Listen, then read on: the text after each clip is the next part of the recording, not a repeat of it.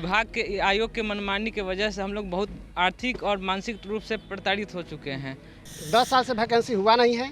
जब ये वैकेंसी आई तो इस पर अभी तक 19 केस हो चुका है और जब जब जितना लेट होगा डिले होगा उतना केस बढ़ते जाता है। हम लोग को आयोग विभाग बुलाया कि आप लोग जहां भी सरकारी नौकरी में हैं वहां से रिजाइन दे के आइए आप ज्वाइन कीजिए। हम नौकरी छोड़ दी। हम सर रेलवे में हैं, हमने नौकरी छोड़ दिया है। कहना है कि नौकरी छोड़कर आए हैं। जी बिल्कुल सही बात है। मैं भी एक अभ्यर्थी और मैं भी पूर्व में जहाँ नौकरी कर रहा था सरकारी नौकरी, वहाँ से मैं एनओसी ले चुका हूँ और अगस्त से हम बेरोजगार हैं और हमारी बातों को नहीं सुना जा रहा है। नमस्कार, मेरा नाम रोहित है, आप देख रहे हैं लाइव सिटीज। आपको बता दें कि देखिए जो पूरे बिहार भर के जो ITI अनुदेशक अभ्यर्थी है वो देखिए सुबह सुबह पहुँच गए हैं बिहार तकनीकी सेवा आयोग के गेट पर।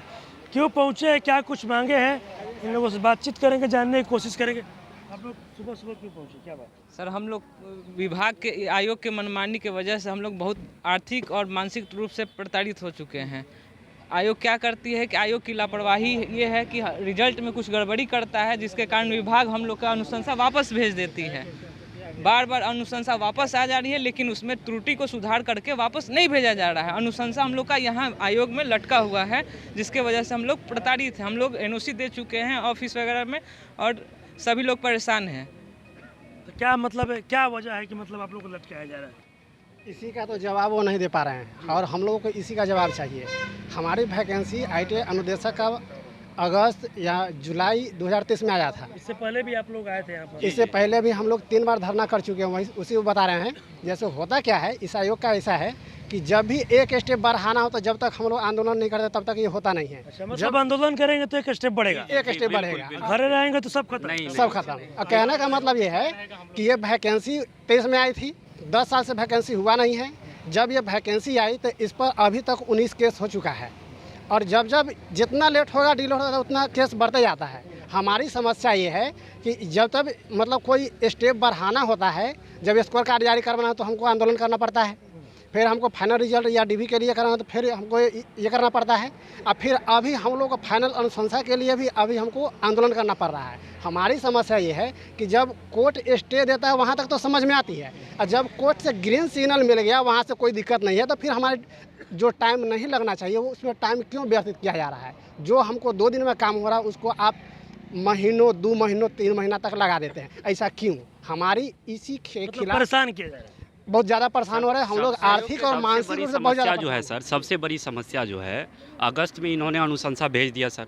हम लोग को आयोग विभाग बुलाया कि आप लोग जहां भी सरकारी नौकरी में हैं वहां से रिजाइन दे के आइए आप ज्वाइन कीजिए। हम नौकरी छोड़ दी। हम सर रेलवे में हैं, हमने नौकरी छोड़ दिया है और जब आप विभाग आए हैं तो विभाग बोल रहा है मेरे पास कुछ नहीं होगा, आप लोग आयोग जाइए, आप आयोग जाइए। यहाँ पर मुलाकात हुआ किसी से?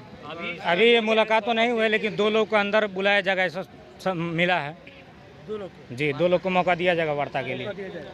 कई इसमें ऐसे लोग हैं जिनका कहना है कि नौकरी छोड़कर आए हैं। जी बिल्कुल सही बात है। मैं भी एक अभ्यर्थी और मैं भी पूर्व में जहाँ नौकरी कर रहा था सरकारी नौकरी, वहाँ से मैं NOC ले चुका हूँ और अगस्त से हम बेरोजगार हैं और हमारी बातों को नहीं सुना जा रहा है।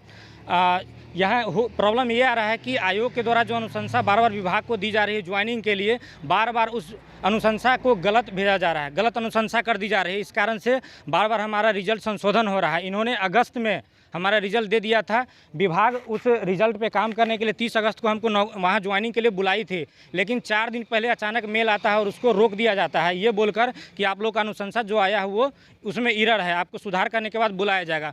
फिर दोबारा अनुशंसा हमारा 2 महीने के बाद हमारा अक्टूबर में आता है, दोबारा 30 अक्टूबर को ये आयोग दोबारा विभाग को देती है अनुशंसा।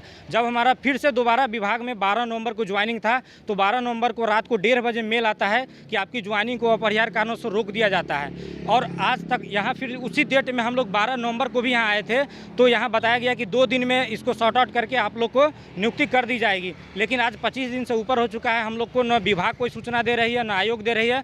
हम लोग आगे क्या कीजिएगा? आगे अगर हम लोग को ज्वाइनिंग नहीं मिलता है तो चूंकि हम लोग बेरोजगार हो चुके हैं, हमारे आर्थिक स्थिति दयनीय हो चुकी है, तो हम लोग अनिश्चितकालीन धरना प्रदर्शन यहाँ पर करने वाले हैं। धरना पे बैठिएगा। बिल्कुल, हम लगभग 1.5 साल से ऊपर हो चुका है, हम लोग इससे मानसिक प्रताड़ित हो चुके हैं। इन्होंने जैसे बोला कि अगस्त में इन लोगों ने अनुशंसा भेज दिया था, अनुशंसा भेजने के उपरांत उस अनुशंसा में भी लिखा हुआ था कि आप करंट ऑर्गेनाइजेशन जहां आप काम करते हैं वहां से आप एनओसी अनापत्ति प्रमाण पत्र ले लीजिए, रिजाइन कर दीजिए। तो हमने सभी लोग एनओसी लेकर आए। हम देखिए मैंने एनओसी लेके आ चुके हैं और सितंबर माह का एनओसी लिया हुआ है। आज देखिए, आज दिसंबर हो रहा है, लगभग 3 महीना होने जा रहा है। 3 महीना से हम बेरोजगार बैठे हुए हैं और इनका यही रवैया है। पिछली बार गए थे तो इन्होंने बोला था कि दुर्गा पूजा तक दे देंगे, फिर बोला दिवाली तक दे देंगे, और आज देखिए आज दिसंबर हो गया, अब साल भी इतने जा आयोग मनमानी कर दूसरा आयोग का देखिए हम कंपेयर करके लाए हैं। आप देख सकते हैं बीपीएससी इतना सबसे बड़ा बिहार का आयोग है, 29 दिन 30 दिन 10 दिन में अपना रिजल्ट दे रही है।